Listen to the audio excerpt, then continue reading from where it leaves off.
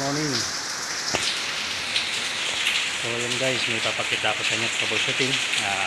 Ito guys ay Isuzu 10PE. Troubleshooting nito guys ay hard starting siya. Papakita ko sa inyo kung may mga ginawa kong pag-troubleshooting. So step by step lang muna guys. Una ginawa ko guys,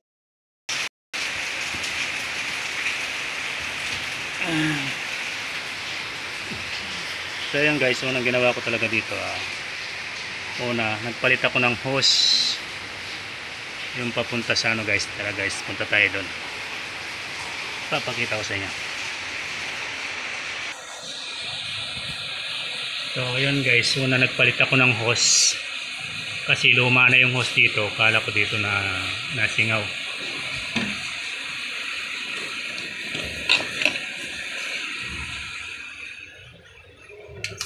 Ito guys, yung pinalitan ko na bagong hose. So yan guys, tapos ganun pa rin siya guys, nag-hard starting pa rin. Tapos tinry kong ilipat tong hose guys dito sa ano, sa return. So ganun pa rin siya guys. So tapos binalik ko na ulit, kaya ito na yung pinaka main niya ng hose, ito yung return. So balik na tayo dun sa may makina. So yun guys, ibig ko sabihin na nagpalit na ako ng hose. Ito na, itong hose na to bago na yan. So yun, ito lang yung bago guys hanggang dito. Yan, ito na yung nagdugtungan. So nilagyan ko muna ng ito, hose din to guys, kaya lang nilagyan ko ng protection niya baka magasgas na naman. Wala pa akong panginang siyempre yan muna ang gagawin natin. So yan guys, ito pinalitan ko siya ng hose. Yan guys, ito na yung hose guys nyo. Ito na, ayan guys, ito yan. So yan, pinalitan ko yung hose ko. Yung hose na yan, yan hanggang din. So una nagpalit ako ng PT pump yan bago, kasi tumatagas siya dyan. Tapos pinalitan ko yung mga fibra. Kala ko dyan lang yung may problema. So nakita niyo guys, nawawala yun nandito. So yun guys, papakita ko sa inyo yung troubleshooting na talaga na nakita kong sira ng truck na to. So yun guys, niready ko na para sa inyo. Ito na yung main line ng ano, ng diesel natin, fuel line. Yan, yan hanggang doon. So yun nga, naunang tinanggal ko talaga dyan yung PT pump niya, fill pump. Tapos pinalitan ko nga yung hose niya doon guys. Tinry ko din na yun guys, tinry ko din palang ano, main host to host lang yung ano, para sa ma-troubleshooting natin. Nagkuha ko ng dali guys, papakita ko.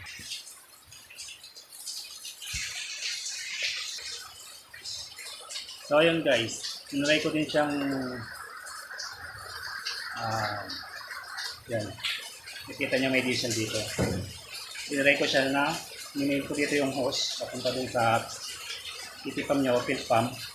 Tapos yung return, nilagay ko rin siya dito para makita ko kung may trouble. So yun nga, nung nilagay ko siya dito guys, okay na siya. Ibig sabihin may problema lang sa mga linya. Yun guys, ibig sabihin may problema sa mga linya. Kaya nung naano ko na, napalitan ko na yung hose hanggang doon sa tangke. Tapos ito na lang yung hindi natin napapalitan. So napakita ko sa inyo yan. So yan guys, naka-ready na yung ating fuel line. So i-open lang natin yung tangke dito. So yan. So naka-ready na rin tayong tubig. Medyo marumi siya guys kasi galing sa ulan ng tubig yan lang guys. So wala. So yun guys, wala hanggang doon. Yun. So ibig sabihin guys, yan no, Diba? Try natin sa iba. Wala. Ilubog natin. So, wala din siya guys. So, yan guys. Yan o.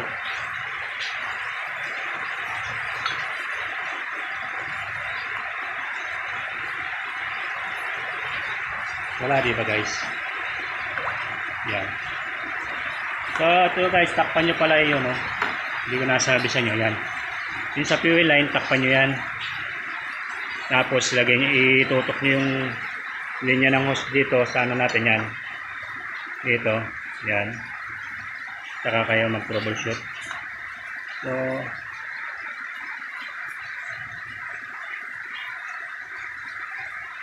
ibig sabihin to guys, dito may problema. Ayan. So, yung ano natin, may gas-gas na pala. Diba guys? Nahuli siya. Yan pala yung troubleshooting. Yan.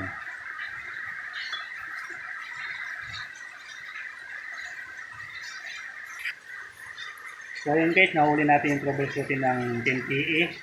Yan ang may problema niya, yung fuel line.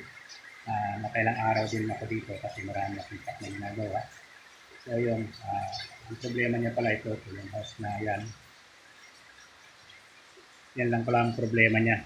Kala ko na injection pump din guys kasi minsan mag-aano din yung injection pump eh. Kaya yan lang pala nakaka-problema sa diesel. Laging bumababa yung diesel guys. I-start mo siya ngayon guys, i-bleed mo tapos na kalahating araw saka mo start ulit, wala na naman, hard starting na naman siya. So tapos kinabukasan check mo ulit, ganun din. So kaya yan, nahuli na natin. So yan ang troubleshooting niya guys. Yung ano na to, fuel line, yan o.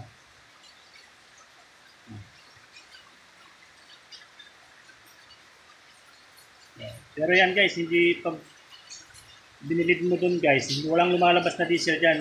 Kaya hindi ko siya nahuli kagad. Dapat may lalabas mo lang sana dyan. Wala hanggang kumakatas guys, walang kumakatas. Kaya nung inano ko yan, napalitan ko na nga ng mga linya, yun, pinakita ko sa inyo yung diesel na troubleshooting ko doon. Okay siya, pag naka-main siya doon, tapos yun, nagpalit na ako ng mga linya, nakita nyo may doktor muna kasi temporary lang muna yun. So, yun guys, nakita na natin troubleshooting.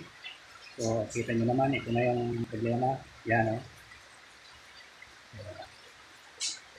Yun, hinahingin ko na lang to. Hanggang dito na lang yung vlog natin guys. Pero napandar ko na siya guys, okay na. Kasi kahapon ko ito nagawa eh. Napandar ko na sa kahapon. Tapos tinestitin ko ng umaga, okay na siya. Kaya ang sira talaga itong fuel line na to. Lumalabas yung yun, may butas pala. May butas yung ano natin fuel line.